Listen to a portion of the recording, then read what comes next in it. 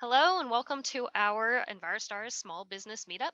In the series, we host monthly 30-minute meetups with EnviroStars registered small businesses, and we discuss topics about sustainability. So today we look forward to speaking with Zach, owner of Well Dressed Window. And welcome, Zach. Can you tell us a little bit about the company and how it started? Yeah, hi, thank you. Okay, so this business was started by my wife a long time ago in the 90s. We started out as a work from home type of business. We're a dealership for a lot of different vendors and fabricators that make all kinds of window coverings, including drapery and the type of shades that most people have in their house. And we've been growing over time. As I said, my wife started the business. I have a different background. I guess neither of us had a background in this industry per se, but she was sort of an entrepreneur, and I had a background in science and was sort of pursuing a career in that, but was up against the limitations of the education that I had, and she needed help, and so we started working together. And that was in about 1999, and we've been going ever since. So now we have a showroom location, and we have one employee. We're a really small business, but we've sort of been growing our receipts over time. And so I mentioned my background in the sciences because I used to work in an environmental lab. I thought that that was going to be where sometimes we end up in a place, it's the last place you think you're going to be as a career. Definitely. But that background for me anyway really informs the core values that I contribute to this business. And it's that's always been sort of the way that I operate and sort of how I am. And adherence to those values, it's a challenge as a small business owner because it takes money and resources to do things in a way that I think just create an environment that we can live with, a work environment, but also like the environment at large. Yeah, I think that is something that would be a big struggle. I also have a background in the sciences, specifically the environmental sciences, and being a business owner and having to do that whole business side of things and have them also be cohesive together, those principles. Yeah. I think that's real difficult. It can be a challenge. It comes down to choices that you make and sacrifices that you're going to make. The sacrifice is really, a lot of times it's inefficiency. And we'll talk about this probably more in this discussion, but I wish that that wasn't true. I think, like, I'll just state at the outset that my goal long term would be for it to be easier for businesses to make the choices that make sense from an environmental stewardship standpoint and a business standpoint. They should be one and the same. Sure. And I feel like right now, businesses are, I don't want to say penalized, but it's definitely harder to do things um, the right way, I guess, if you want to use that term. And so you just have to decide to make your job more difficult and do what's right, or do the easy thing, which is really the other discouraging part is that I feel like most businesses just, they're not going to take that extra step. And so you have this sense that you're out there doing it all on your own. Yeah. I feel like, a lot of people sort of take on that burden and feel that way, even when it's probably not really true. I think that most people would choose to do the right thing if it was just as easy as doing business as usual. Yeah, I agree. So, Yeah. I mean, let's jump right into it. I mean, I guess it's a kind of a two-part question, but what does that, what you're talking about right now, look like for your business? What is that kind of struggle that specifically in your industry and your business that you're dealing with, and what are the actions, the sustainable actions you're trying to take to combat that?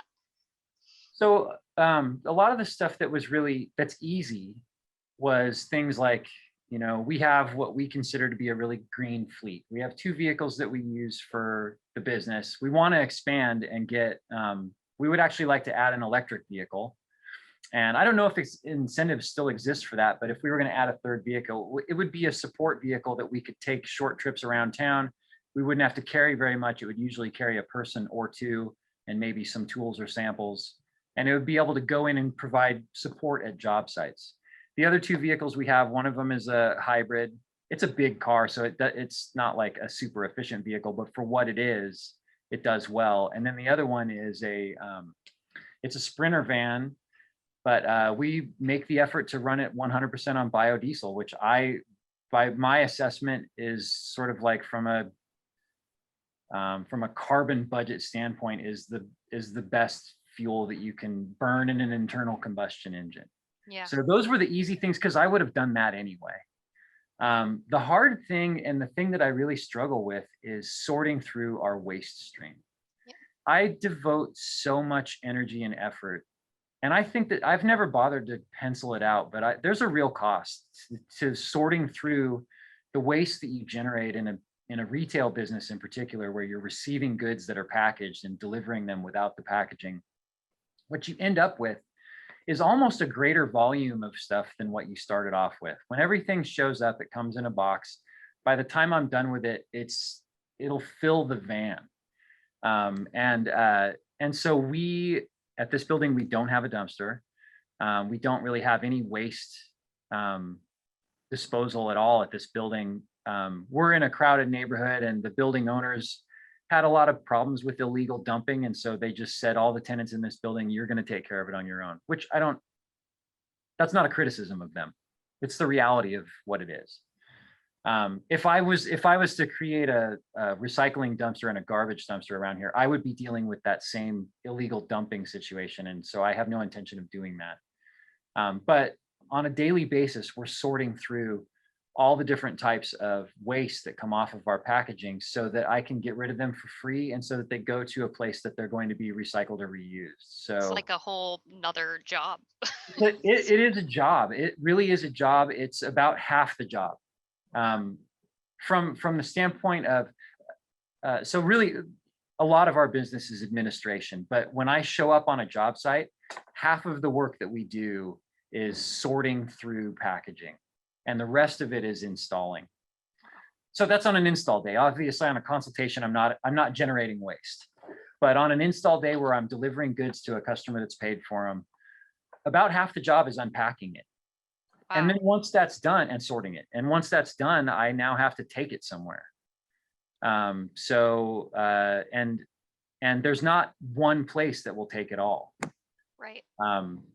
So I would love it if there was just one pipe that I could put this stuff in, or, and I'll probably have a chance to bring this up again later, but I would love it if there were events that I could count on in my area where I had a chance to sort of distribute this waste to the places where it needs to go. Yeah, and I mean, in the past there have been events in different places, but that's just something. It's not very coordinated, and it's such a tricky. The packaging situation is so tricky.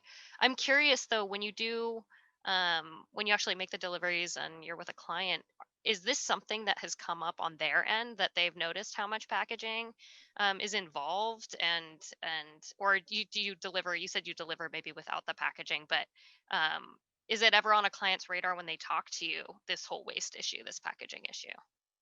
I've had occasion to discuss this with people if they're interested. I don't, I think when I was a younger person, I sort of took it upon myself to inform people, and they don't appreciate it. Yeah. I've learned that that's not going to change hearts and minds.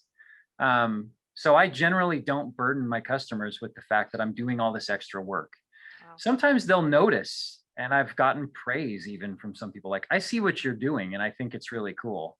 If they wonder about it, I'll tell them, but I don't generally lead with a soliloquy about the the benefits to the world of doing this or that a certain way. I just kind of do it. It's really more a part of our core value as a business, and so we just carry on. I don't want it to look like a messy job site. So when I show up at a job site, I'm trying to keep things contained. I'm trying to keep it from turning into a big pile. I've got these collapsible bins, and I kind of keep everything cordoned off. I think if my customers noticed anything, well, I would love it if they noticed that we were making the effort. Yeah. But really what I want them to notice is that I'm keeping a tidy workplace. That's kind of, we're trying to stay on top of it with that. But we've always talked about, there's never enough time to do all this stuff, but if we were to revamp our website and our presence, um, I would try to lead more with just informing people of the things that we do. I think it might convince people, it might create a point of sale. If someone's shopping around and they're looking at particular places and they see this business is doing things and they're incorporating practices that I appreciate, I might just go with them no matter what. I see that as potentially an opportunity to speak to a few customers, but honestly, a lot of times it comes down to cost or rapport, and it doesn't have a lot to do with these things specifically. Yeah, and I mean, I know that briefly when we talked before that this is something that I think you mentioned, but it would be interesting to have something like that on your website or just as part of your business to show maybe a little behind the scenes of Yeah, what you go through, because if it is 50% of your process in your business, I mean, that's to me as a consumer, that would be something so important to know is what's going on behind the scenes. yeah. I So I mentioned to you that I was going to try and make a time lapse video, but actually, the camera that we were recording on sort of timed out, oh, or I because it was ran out just of too data. We never much. went back. We never went back and figured out why it stopped, but it turned out I had been working for like 25 minutes without anything recording. I was just like, Wow. do it again later, maybe. But that's a testament to how much time this takes. Yeah, yeah. So wow. I mean, kudos to you for going through that.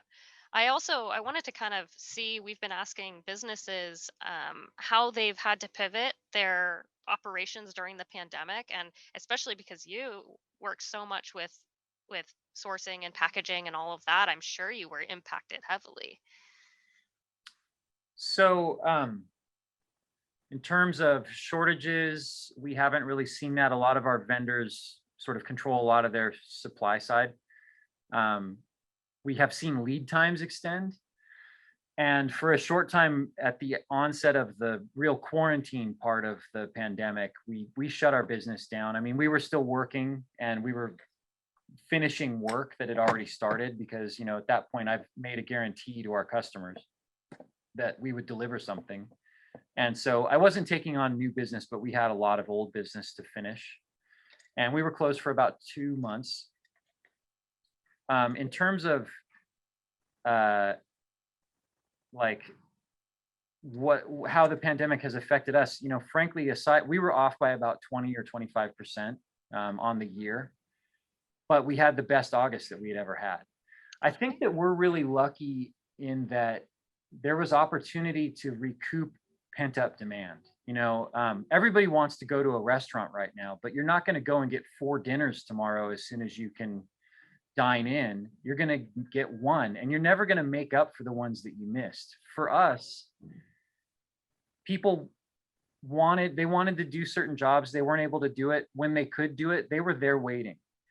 And frankly, the pandemic, because so many people are working from home or remotely, they're looking at their furnishings and they have this impulse to nest and they want to make improvements. I was They're going to not ask. going, they're not gonna go on that family trip because traveling is difficult. And so they're gonna spend it on their environment, which is their home. And Right. so not only were the jobs that we had to put off still waiting for us when we were able to pick business back up, but new opportunities were created because people have this budget that they were going to spend on something else, and now they're going to spend it on this thing that is suddenly a lot more important to them, and we're a part of it. So believe me, I am aware that we are very fortunate. Our business, like I said, we were about 20% off, but I had the best August I've ever had. Congratulations. Um, That's awesome. Yeah. So, but it's, the flip side of that is that, and this is pandemic related. Normally my wife and I handle a lot more administration and sales and other things. And right now I have 2 school age kids at home, and a lot of that education, well, it has to fall to one of us. And because I sort of cover more roles in this business. I'm the installer and, a salesperson. A lot of the education has fallen to my wife. She's a full-time proctor of online schooling for 2 school-age I kids. can't imagine. So yeah, no, and a lot of people either can't imagine or they know exactly what I'm talking about because we're all sort of seeing this and going through it. So that has been good. Um, or that has been difficult rather, to have, you know, one person that had to cut back on our business to part-time so that she could be a full-time part-time teacher. Right. Yeah, that's running a very different business of a sort. So, It's in some ways I got off easy. She's got the hard job. Yeah. wow. Yeah. Wow. Yeah. Well, I mean, I think that is something a lot of businesses are having to struggle with, whether or not it's, it's just the pandemic has added these other commitments. And so they're having to their businesses, it can't take a back seat, right? But it has to just become integrated into everything else, Yeah. and sneak things in. So Yeah. yeah. Well, that's great. Moving on to some of the EnviroStars specific kind of questions. You are an EnviroStars green business. How has that, or has it at all affected your business? And for instance, do people come to you saying, "Oh, like we know you're a sustainable business. We'd like to work with you." Yeah. It happens once or twice a year. So it's not a Okay. huge opportunity, frankly. But it's part of our core values and we're going to do it anyway. I would like to um, sort of, exploit that credential so that the people that might be looking for that find it with us. Sure. But frankly, in terms of like someone coming out and asking about our sustainability protocol, it it happens very infrequently. No. I think that people probably have um, some of the same attitudes and feelings that I have sort of come to possess, of not wanting to lecture people. I think that I uh, I can be very outspoken. I'm comfortable doing that, but people don't appreciate it. And I have a business to run. So, and I think that the customer feels the same way. I feel like a lot of times people feel like they're being shushed a little bit, and so they don't necessarily want to crow about this, that, or the other thing, or how, conscious they are about, you know, the environment in this way or that. So sometimes we sort of look at each other knowingly, like I'm doing this and I can tell that you're into it, but we don't need to talk about it at length right now. And most of the time they just want somebody to come in and do the job. I don't think that they're actively shopping for that. I don't think that it's my job. I don't have a lot of credibility if I'm proselytizing. If I go out there and tell people I'm good at this and here's why, I just sound like a salesperson anyway. I really think that it's, I mean, I don't want to push my responsibility off as an activist, but I do feel like it has to come from somewhere else. And then Right. they'll find me there. So I Yeah. feel like EnviroStars is going to be my vehicle for reaching out to those people. You will reach the people, then they will reach out to me. Right. Right. And I'm here waiting, folks. I mean, like let's do this. Yeah. This is part of how we operate to the best that we can. And so once they find us, on your platform, hopefully we'll rise above some of the other ones and be a good. Yeah, absolutely. And I think too, what we've noticed is that it's really dependent on the industry. For instance, if you have something like a retail business that's in clothing or jewelry, or if you have a food service business, that tends to be, it seems like, something where people are more interested in finding out the sustainability efforts. I Yeah. think because there's just so much, I think for so many people, more of an obvious link like food waste, or we've been the whole Mhm. plastics industry, the cups, the packaging. So Yeah. it's not often, I think, that people look into like every facet of their life and what they consume and look at the sustainability efforts Yeah. that people may be making. So I think it is great to be able to use that and utilize that kind of green business recognition. Yeah. I'm I'm That's curious. a Oh, go good ahead. point. Yeah. Well, yeah. So you were saying about uh, food packaging and stuff like that. The consumer they have to do something with that. It's in their hands when they're done with it. Exactly. For me, I unburden them from that whole process. What they have is the finished product. That's it. I'm not saying, hey, can I put this in your recycling bin? Um, Right. I'm taking it all away. It's very sanitized for them. And that's the way I want it. That's the consumer experience that I want them to have. It would be nice though if they knew that, like, it doesn't happen automatically. We have to do something to make this happen. You don't have to do it, but I am doing it. And Yeah, so I just feel like that it is a little different than when you're done with your food tray and you're like, what? They're not going to wash this and reuse it. I'm going to take it over here now. And now I have to sort through it over here. Like, this is compost. What is this? Is this a compostable fork? Okay, so this goes in there. And it's a process that they have to go through. They don't really have to do that with us. So, but back to your sort of in line with what you were saying, the one thing that people do ask for as pertains to sustainability is durability of the product. Okay, yeah. And so, like, one of the things that I say is this is built to last for all time, and it's serviceable down the road. We use vendors that will sort of care for that product for the lifetime of the product. That's great. And when it's done, disposing of it is another matter. I would like to see more cradle to cradle type philosophy in the Hmm. manufacturing, but that's going to take a revolution in all the industries to really make that work.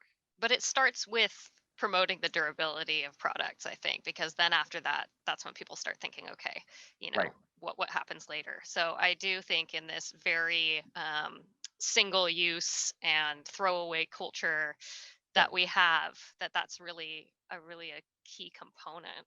it's true. And people are concerned about durability, which is good. They end up with us because they don't want something that's just going to do the job for now and they can throw it away in a week and it won't matter. Right.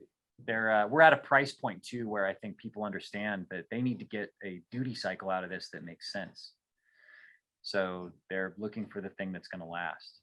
That's great. Yeah. Yeah, and so I'm curious too, do you definitely have so much to say about all of this and kind of these different um all of the different pieces that go into the sustainability puzzle with a business, and I'm wondering if you are part of any groups, or if you do talk to other business owners frequently, or yeah, just any sort of groups that are for businesses to speak directly to these issues. I am a member of the Columbia City Business District and the South Seattle Rainier Valley Chamber of Commerce. Um, I have not attended a single meeting this year. I have to be totally honest. Um, There's been kind of a lot going on. It's just learn, you know doing the best I can. All right.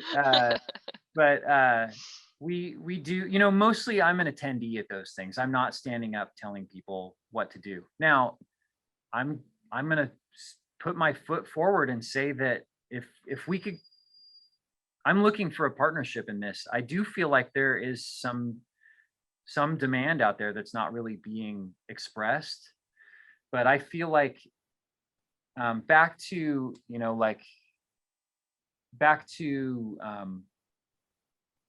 events where we're able to get rid of packaging, for instance. yeah, If we had drives for EPS foam, styrofoam, certain types of packaging, I think that that's something that our business district would get behind.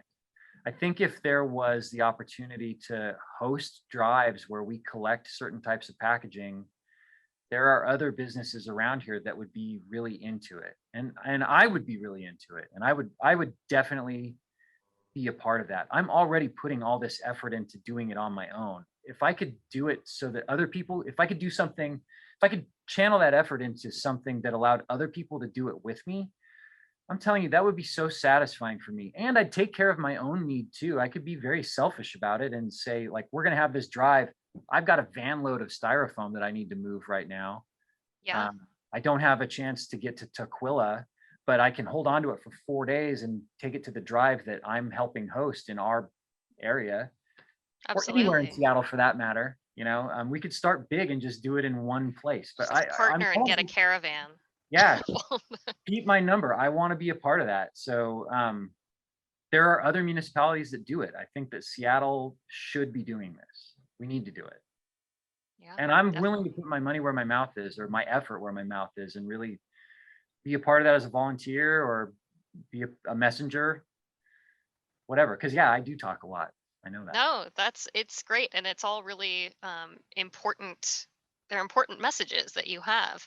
And another reason I asked that question is we are cultivating this small business network within through the EnviroStars program, and that's the goal is to have EnviroStars registered businesses be able to come together and not only get resources and information, but also to be able to talk to each other and connect and network and work on issues, just like these, oh, you're also having an issue with packaging. Well, hey, I'm, around your area, or let's Yeah, get together. Let's work on this. sure. Just kind of a plug for that, and hopefully we can get you into the network as well. But uh yeah, I think you're just so, as a business, you're not alone at all, even though I know it may feel like that, Yeah, but from my end I get to hear this from other people that they feel so isolated about it, or alone rather. And yeah. um They're on a you know personal crusade. yeah, yeah, and I mean, it feels like you have to be, I think, right? So I totally hear you. So the more that we can get people together to talk about these things, and to start bringing, action, is really key. Yeah. So appreciate that. What advice do you have for any business owners who are considering joining EnviroStars or looking to get a green business kind of certification? I saw that question in Yeah. the information that you provided, and I was trying to think of what I would say. Um, I don't know what my advice would be, um, but I would like to be a part of the message that sort of informs people of opportunities to do better in the future. And I don't know what that's going to look like, but I don't know what advice. I guess so for us, I don't have advice because, like I've said a couple times, it's part of our core values. Mm-hmm. So Sure. I don't advise people on their core values.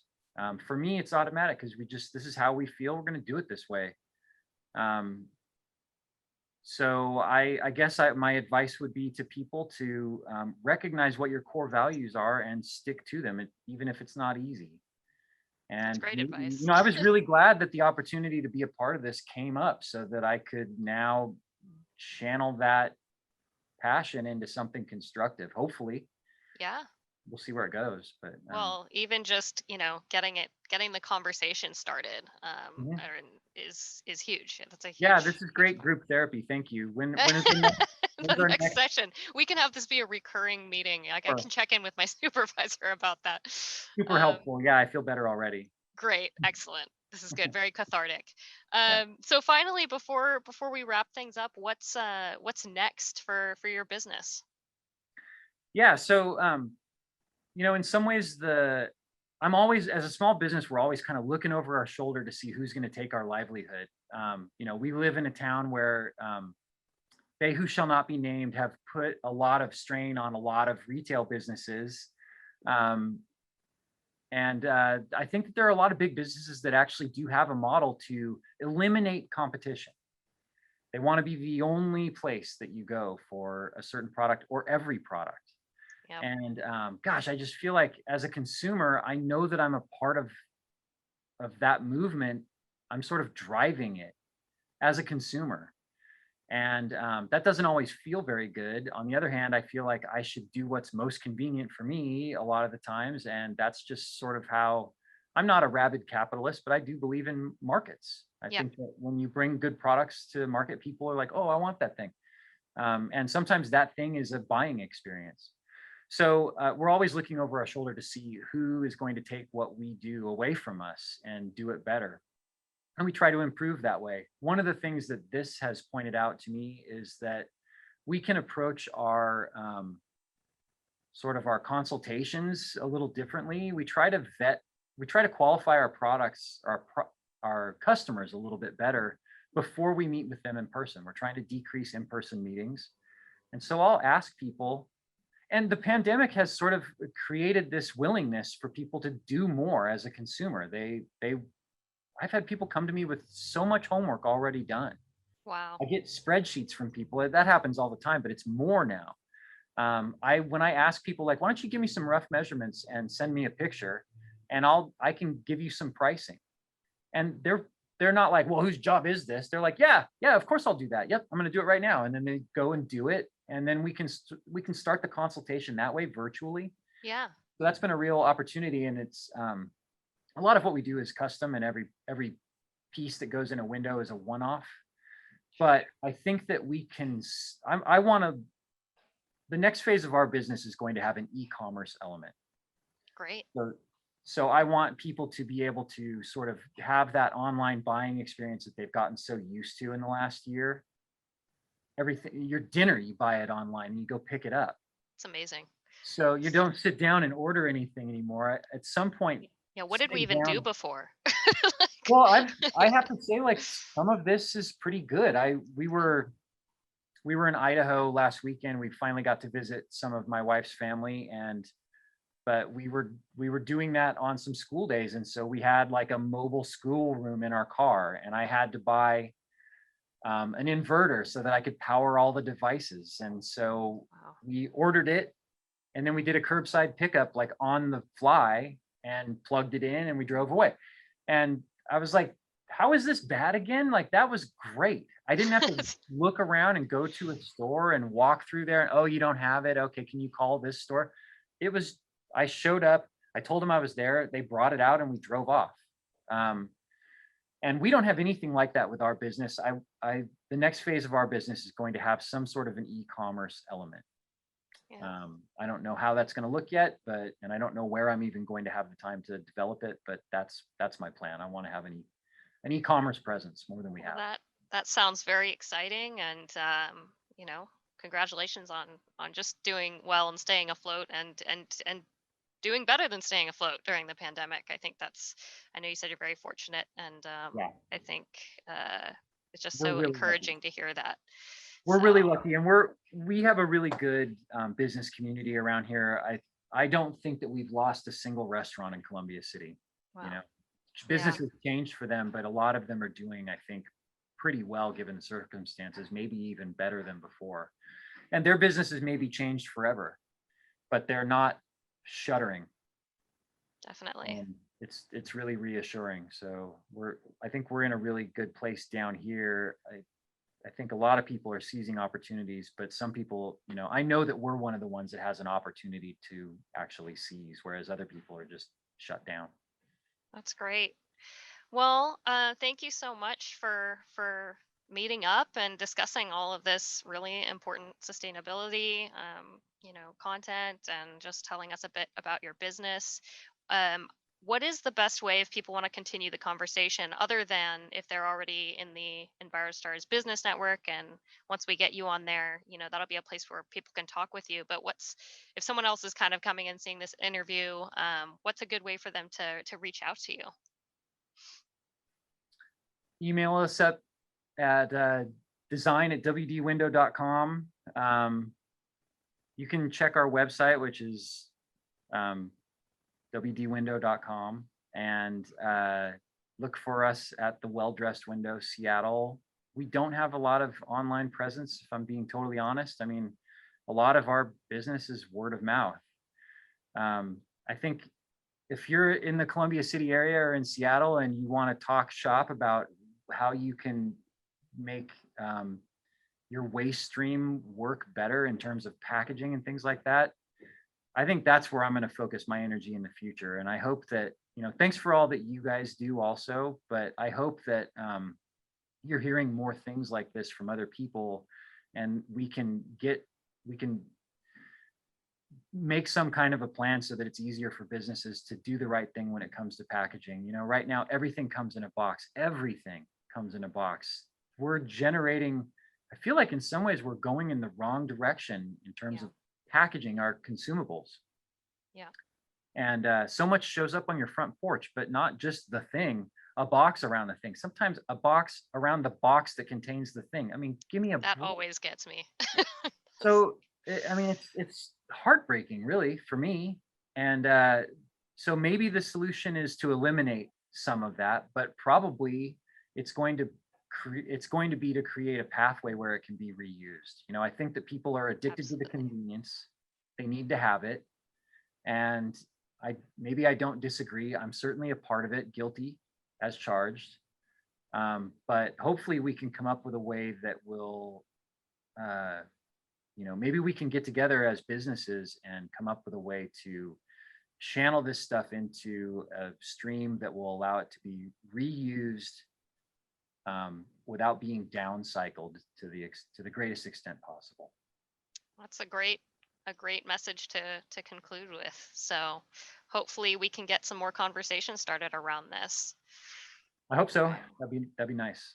That'd be great. Well, thank you so much. And well, everyone else who's watching, please stay tuned for the next small business meetups. And again, if you have anything more to say, um, definitely hop on the Small Business Network and check in about this, and then also check in directly with Zach, if you want to continue the conversation. Great. Thanks. Thank you.